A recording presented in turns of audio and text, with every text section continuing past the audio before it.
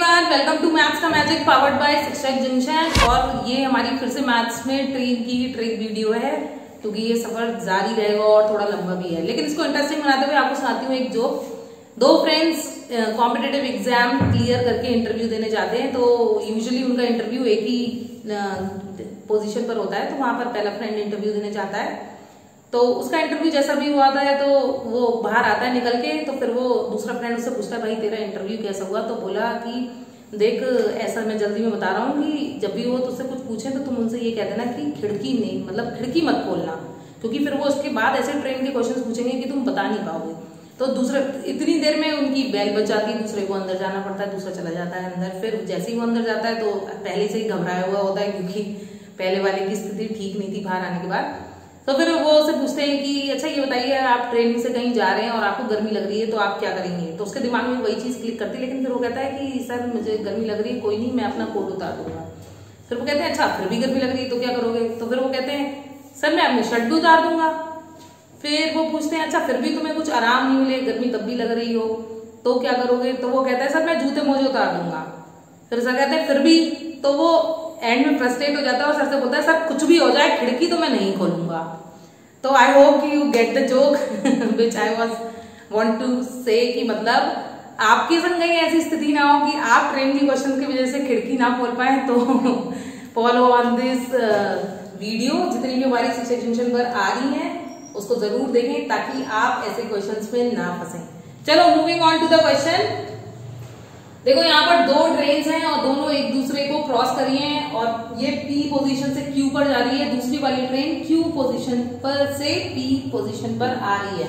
तो बीच में ऐसी कंडीशन भी आएगी कि ट्रेन्स ओवरलैप करेंगी। उसके बाद एक कंडीशन ऐसी आएगी कि ये वाली फर्स्ट ट्रेन हमारी इस पोजीशन पर होगी and the second one this position पर। तो जब ये इस पोजीशन पर क्रॉस कर लेगी एक दूसरे को, उसके बाद के टाइमिंग्स आपको दिए हुए हैं कि इसको इस पोजीशन से यहाँ तक पहुंचने में T2 टाइम लग रहा है और ट्रेन 1 को T1 टाइम लग रहा है।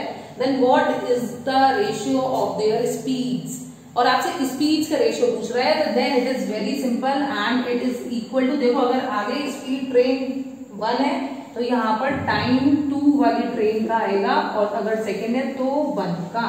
बस it is as simple. Let us make it more clear through the values. अब मान लो हमारी ट्रेन को यहाँ से यहाँ पहुंचने में 25 आवर्स लग रहे हैं from this position to this, और इस पोजीशन से क्रॉस करने में 9 आवर्स लग रहे हैं। Then the speed of train first is to speed of train second is equal to time taken by second, that is √25 is to √9, that is 5:3। तो ये इन दोनों ट्रेन्स की स्पीड का रेशियो होगा। और अब जो हम डिस्कस करने वाले हैं, क्योंकि हम बहुत सारे टाइप के क्वेश्चंस पढ़ चुके हैं, तो अब हम डिस्कस करेंगे उन पर बेस्ड कुछ एग्जांपल्स। तो लेट अस सी।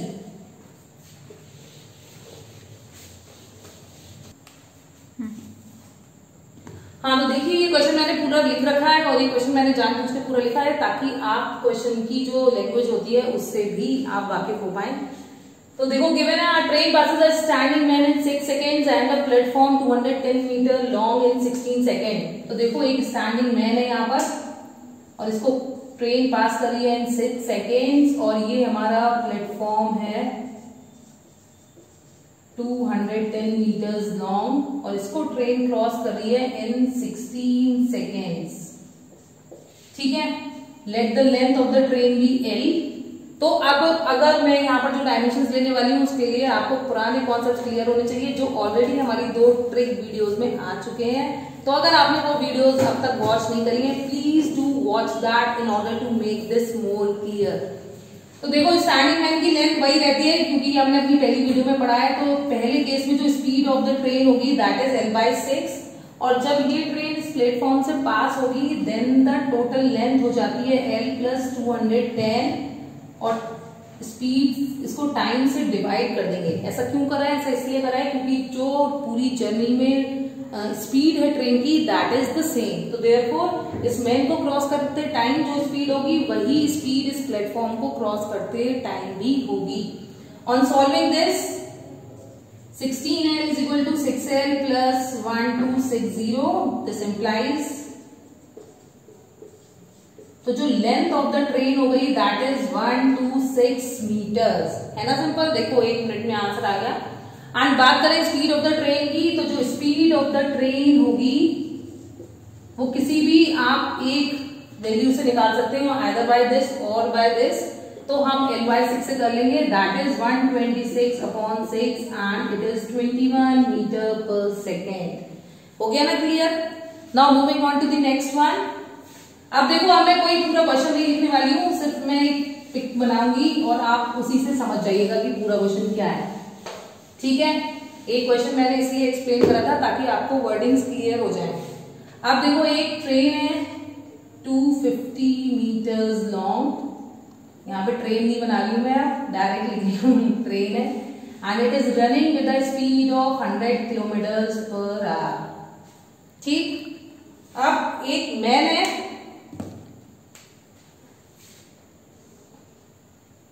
यहाँ पर एक मैन है and he is also running with the speed of 10 kilometre per our. और आपको बताना है कि ये जो ट्रेन है ये इस मैन को कितने टाइम में क्रॉस कर लेगी, टाइम बताना है क्रॉस करने का, ठीक है। क्लियर हो गया क्वेश्चन। तो देखो कैसे करेंगे। इस केस में जो टाइम टेकन होगा that is equal to length of the train, running man है तो क्या हो जाएगी 250। और देखो यहाँ पर रिलेटिव स्पीड का कॉन्सेप्ट है that we have discussed in our second video, तो for this also you have to go through this video.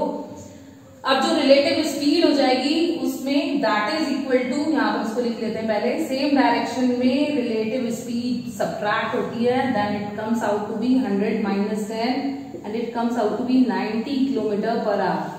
अब देखो बात करें यूनिट्स की, दिस इज इन मीटर्स और ये हमारी जो स्पीड है that is in kilometer per hour, therefore we have to change it into meter per second, that is 90 into 5/18 and it comes out to be 25 meter per second. So dividing by this, time taken is equal to 10 seconds, है ना इसी। तो ये थी आज की trick video और उस पे बेस्ड हमारा एक example. We will come with the next video with the same train module. Till then, watch the channel. Bye bye.